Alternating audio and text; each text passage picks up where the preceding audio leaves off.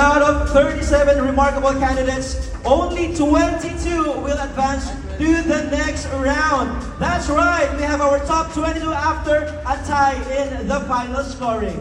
But before we get to the official announcement, let's begin with our fast track winners, or the candidates who have already secured a spot in the top 22 by excelling in key pre-pageant challenges. Our first fast track winner is Mr. Popularity Award. This challenge was all about branding and audience connection, and this winner made their MIPHT stand out. Ladies and gentlemen, our Mr. Popularity Award winner is... And our Mr. Popularity Challenge winner is MIPH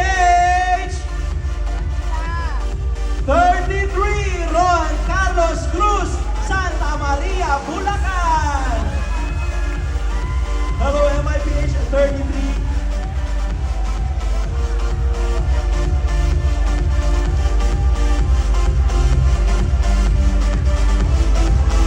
Wow, congratulations to our first on the list of, ayan na.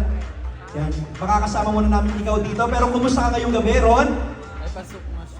Ang makasama dito sa international, sa Patimpalak to ay napakalaking na sa akin, napakalaking chance na kumbaga ito yung pinaka-chance na hinihiling ko simula pagkabata o base sa aking experience na napakalaking achievement na, kumbaga.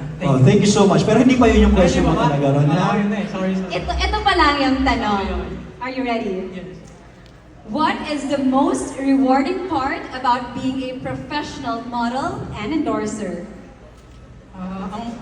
Ang natutunan ko is kailangan, hindi lang maganda ang itsura mo, pangangatawan mo, physical mo, at itsura mo.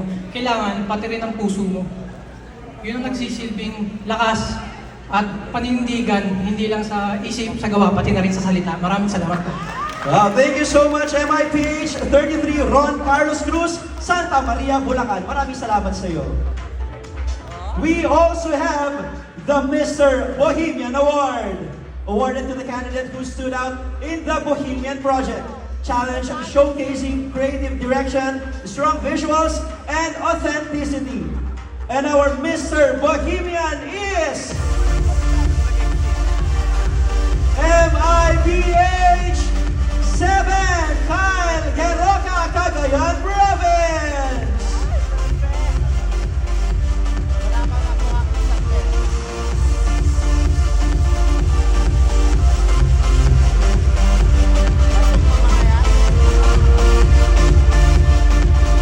Congratulations, Kyle. Let's get right to your question. As an artist, if you could draw one image to represent Mr. International Philippines, what would it look like? Bilang isang alagad ng sining, kung makakaguhit ka ng isang imahe para katawanin ang Mr. International Philippines, ano ang itsura nito? If I would draw an image of Mr. International Philippines, I would probably draw myself because I am distinctively handsome. That's all, thank you. Gusto ko yun! Hashtag distinctively handsome. Next up is our Fan Favorite Award. This candidate tops our official online polls via Vote Labs PH, consistently leading in engagement and support throughout the voting period. Fan Favorite Award winner is MIPH 20 Kerwin Sigat, Los Baños, Laguna.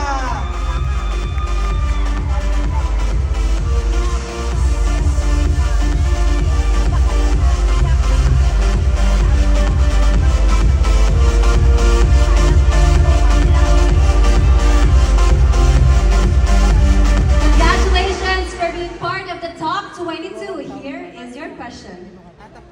You said you joined out of boredom. Now you're here. What changed? In Tagalog, Sumali ka dahil sa pagkabagot. Ngayon, narito ka na. Ano ang nagbago? Yes, that's true. I joined out of boredom, but I want to make the most out of it. That's why I challenged myself by joining this pageant, and I was able to gain confidence and had a moment of self-discovery. And whenever you're bored, don't just do nothing. Do something meaningful. Make the most out of everything. Thank you. Alright, this answer. Thank you so much to you. Congratulations.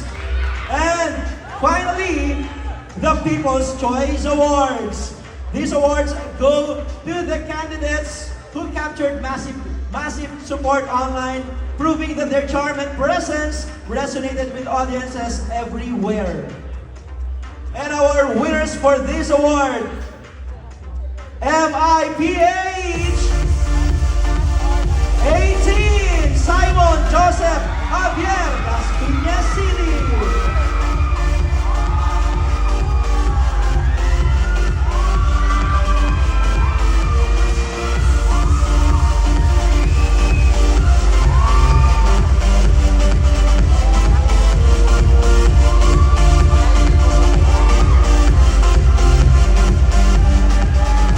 Good evening, Simon. Good evening everyone. How's it going?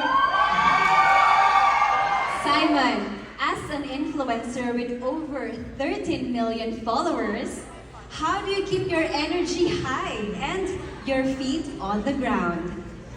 Sa Tagalog, bilang isang influencer na may mahigit 13 milyong tagasunod, paano mo pinapatili ang iyong sigla habang nananatiling mapagkumbaba? Thank you for that question. I feel absolutely incredible right now. First of all, I want to say it's all because of God. Because of God, I got this courage to have passion, to have purpose, and to have energy.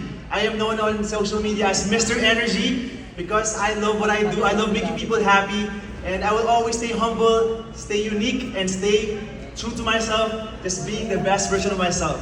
And that is why I am unique, and that is why I am confidently beautiful with a heart. Thank you. I love your energy, Simon. MIPH Las Piñas City. Thank you so much. And our next winner for this award, People's Choice Awards, is MIPH.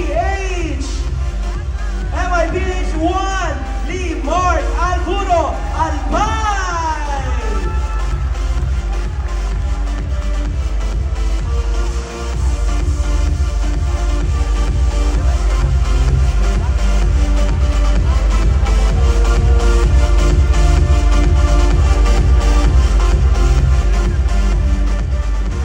First of all, congratulations, and here is your question. As an industrial engineer, how do you balance logic with creativity, especially when modeling? Bilang isang industrial engineer, paano mo binabalanse ang lohika at pagkamalikhain, lalo na sa pagmomodelo? I always tell myself that I should not be afraid to take chances and to make mistakes. That's why in everything that I do, I always make sure that I became proud of myself. So in everything that I do, so to every one of you here, do not be afraid to take chances and do not be afraid to make mistakes, because mistakes is part of our life for us to grow and to be the best version of ourselves. Thank you so much. Wow, in everything that I do it for me too. Thank you so much, MIPH Albay. And our last winner for People's Choice Awards is MIPH 22, Lloyd Christopher David Manila.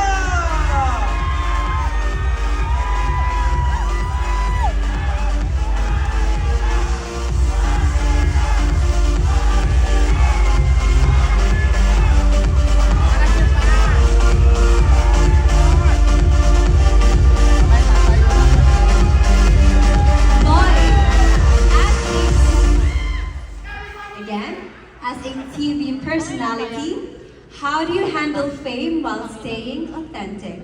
That's a good question, actually.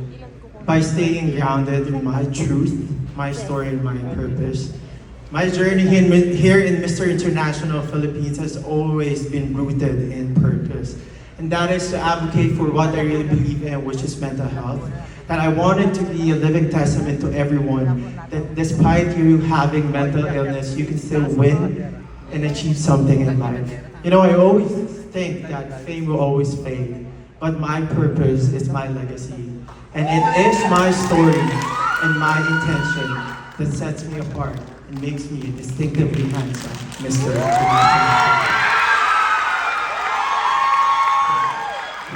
Very well said, MIPH Manila. Congratulations to you.